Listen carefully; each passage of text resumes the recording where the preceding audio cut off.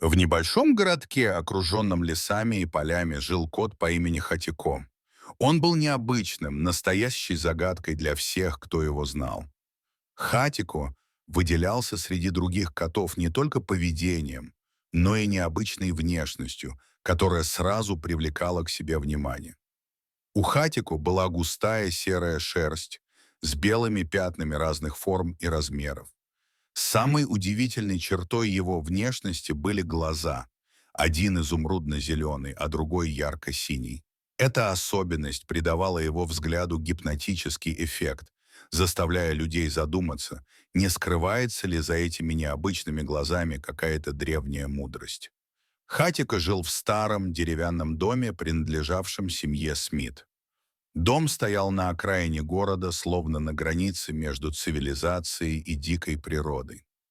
Большой сад вокруг дома был настоящим райским уголком, где цвели фруктовые деревья и ягодные кусты, создавая идеальное укрытие для мелких животных и птиц. За садом начинался густой темный лес, пугающий и одновременно манивший своей таинственностью. Семья Смит обожала Хаттика, восхищаясь его уникальным характером и способностями.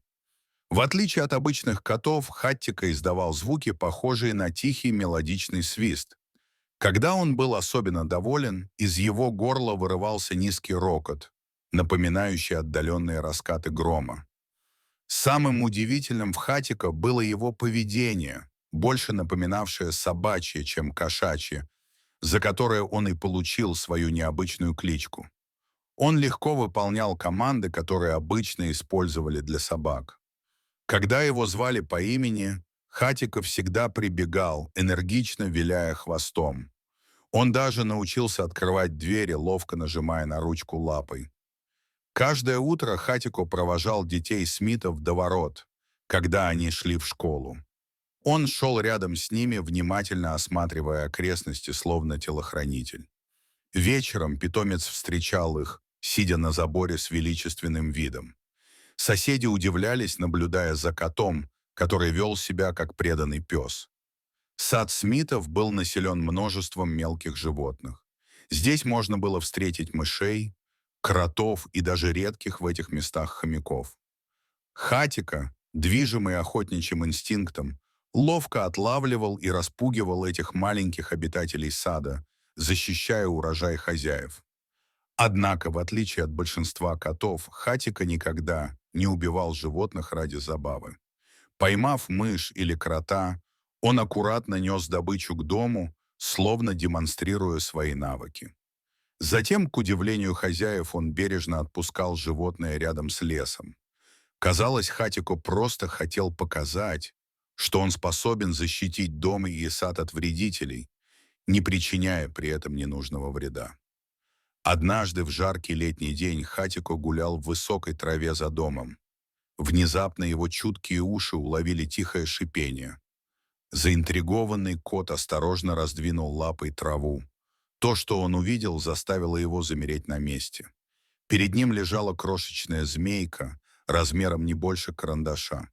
Ее чешуя переливалась на солнце, создавая невероятно красивый узор. Маленькие глазки змейки с испугом смотрели на огромного по сравнению с ней кота. Хатико мог бы легко убить змейку, но вместо этого он сделал нечто удивительное. С необычайной осторожностью он взял змейку в зубы, стараясь не причинить ей вреда. Затем он отнес ее в густые кусты малины на краю сада. Там, среди веток и листьев, Хатико устроил для змейки уютное гнездо из сухих листьев и мха. С этого дня началась необычная дружба между котом и змеей. Каждый день Хатико приносил своей подопечной еду, насекомых, лягушат и маленьких рыбешек, которых он ловил в ближайшем ручье. В прохладные ночи он согревал змейку своим телом, спасая ее от холода и защищая от любых хищников. Постепенно змейка привыкла к своему необычному опекуну и перестала его бояться. Она даже начала выползать из убежища, когда слышала приближающиеся шаги Хатика. Шли недели, месяцы, и маленькая змейка росла. К удивлению Хатика, Она росла гораздо быстрее, чем он ожидал.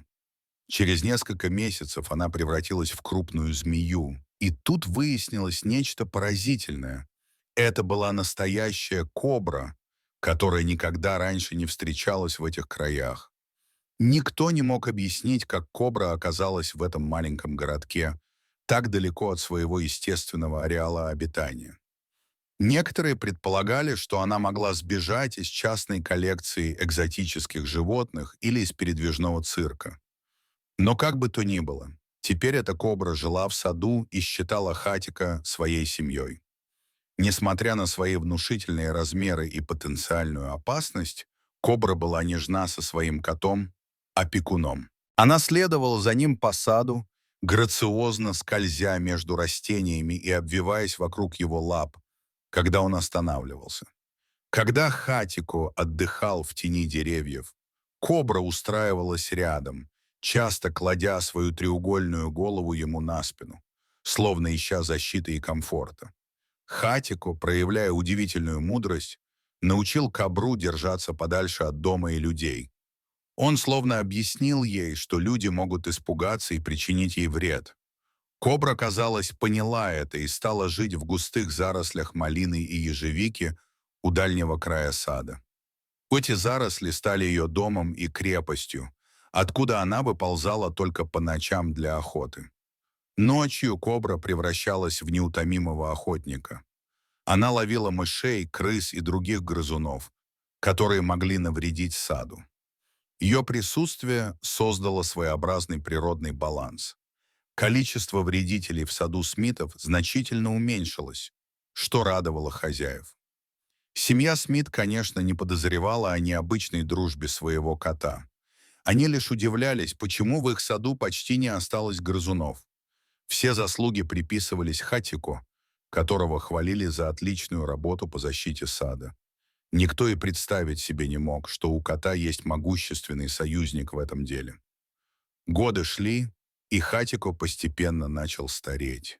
Его движения стали менее стремительными, прыжки не такими высокими. Он уже не мог так ловко охотиться на мышей, как раньше. Но кобра, словно понимая состояние своего друга, всегда была рядом, готовая ему помочь. Теперь уже кобра заботилась о Хатико. Она приносила ему мелких животных, которых ловила во время своих ночных охот. Иногда Смиты находили у порога дома мертвых мышей и других грызунов и удивлялись, как их старый кот все еще умудряется охотиться. Они и не подозревали, что это были подарки от его верной змеи-подруги. Однажды тихую жизнь Хатика и его необычной подруги нарушило неожиданное событие. В соседний дом въехала новая семья. У них был огромный злобный пес по кличке Рекс. Пес славился своим агрессивным характером. Он любил устраивать драки с другими собаками и часто обижал соседских котов, которые в страхе разбегались при его появлении. В один особенно жаркий летний день Рекс, воспользовавшись тем, что хозяева забыли закрыть калитку, пробрался в сад Смитов. Его привлек запах незнакомого кота, и он решил исследовать чужую территорию. Хатико в это время грелся на солнышке, лежа на старой скамейке у дома. Он дремал, не подозревая о приближающейся опасности. Внезапно его чуткий слух уловил тяжелые шаги приближающейся собаки. Старый кот попытался убежать, но его лапы двигались слишком медленно. Рекс, увидев Хатико, оскалился и бросился в атаку. Он быстро догнал кота и прижал его к земле своей массивной лапой. Острые зубы пса уже были готовы вцепиться в горло беззащитного Хатика, как вдруг воздух прорезало громкое, угрожающее шипение. Из густых зарослей малины выползла огромная кобра. Ее чешуя блестела в лучах солнца, а глаза горели яростным огнем. Змея выпрямилась во весь рост, расправив свой внушительный капюшон. Она возвышалась над землей почти на метр, представляя собой грозное и величественное зрелище. Рекс на мгновение замер, пораженный неожиданным появлением столь необычного противника. Его охотничий инстинкт боролся с инстинктом самосохранения. Никогда прежде ему не доводилось сталкиваться с подобным существом. Кобра, не теряя ни секунды, издала еще одно угрожающее шипение и стремительно двинулась вперед, прикрывая собой Хатика. Ее движения были плавными и грациозными, но в то же время исполненными смертельной опасности. Рекс, быстро оправившись от первоначального шока, решил, что сможет справиться с этим странным врагом. Он отпустил Хатика и с громким лаем бросился на кобру. Его массивные челюсти щелкнули в воздухе, но змея оказалась невероятно проворной. Кобра ловко уклонилась от атаки собаки. Ее тело изогнулось дугой, и она нанесла молниеносный удар, целясь Рексу прямо в морду. Острые зубы змеи вонзились в нос пса, вызвав у него вопль боли и удивления.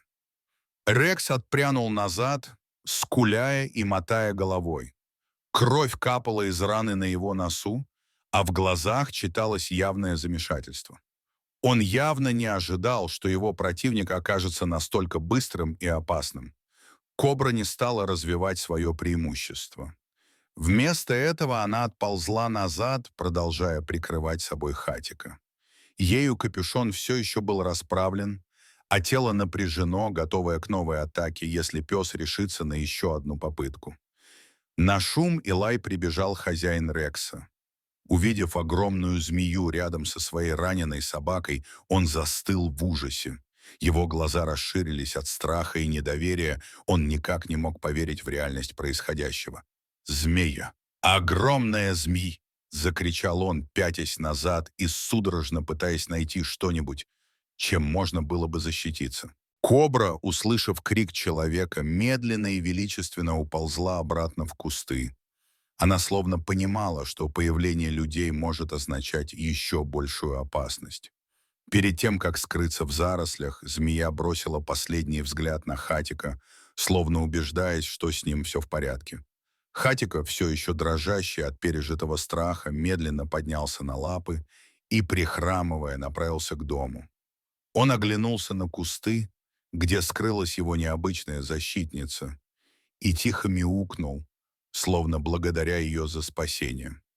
Хозяин Рекса, все еще пребывая в состоянии шока, поспешно подозвал свою собаку. Рекс, скуляя и поджав хвост, быстро вернулся к хозяину. Кровь продолжала капать из его раненого носа, а в глазах читался неподдельный ужас. Не теряя времени, мужчина схватил Рекса за ошейник и поспешно вывел его из сада Смитов. Он то и дело оглядывался, опасаясь, что змея может вернуться. Как только они оказались на улице, хозяин Рекса сразу же направился к своей машине, чтобы отвезти пса к ветеринару. Новость о появлении огромной змеи в тихом городском саду быстро распространилась по округе. Многие не верили рассказу хозяина Рекса, считая, что он преувеличивает или выдумал эту историю, чтобы объяснить рану своего агрессивного пса. Смиты, услышав эту историю, начали внимательнее присматриваться к своему саду. Они заметили, что Хатико стал чаще проводить время в дальнем углу сада, возле густых зарослей. Иногда им даже казалось, что они слышат странное шипение, доносящееся оттуда. После этого случая поведение местных животных заметно изменилось. Соседские коты и собаки стали обходить сад Смитов стороной. Даже бродячие животные, которые раньше часто заглядывали в сад в поисках еды, теперь держались на расстоянии. Рекс, после того, как его рана зажила, больше никогда не приближался к забору Смитов. Стоило ему только увидеть Хаттика, сидящего на заборе, как он начинал жалобно скулить и прятаться за спину хозяина. Хаттика и его змеиная подруга продолжали жить своей тихой жизнью. Кобра стала еще осторожнее и показывалась только по ночам. Она продолжала охотиться на грызунов, поддерживая в саду идеальный порядок. Шли годы, и Хатик становился все старше. Его движения замедлились, шерсть поседела, а зрение ослабло. Но Кобра оставалась его верным другом и защитником. Каждую ночь она приползала к окну спальни Хаттика, словно проверяя, все ли с ним в порядке. Когда Хаттика ушел из жизни, Смиты похоронили его в саду под старым деревом. После смерти Хаттика Кабру больше никто никогда не видел и не слышал. Она словно навсегда исчезла, выполнив свой долг перед другом. Это необычная история дружбы обычного домашнего кота и огромной кобры стала местной легендой. Она напоминала людям о том, что настоящая дружба может возникнуть между самыми разными существами, преодолевая все барьеры и предрассудки. Дорогие зрители, подписывайтесь на канал, ставьте лайки, пишите комментарии. До новых встреч!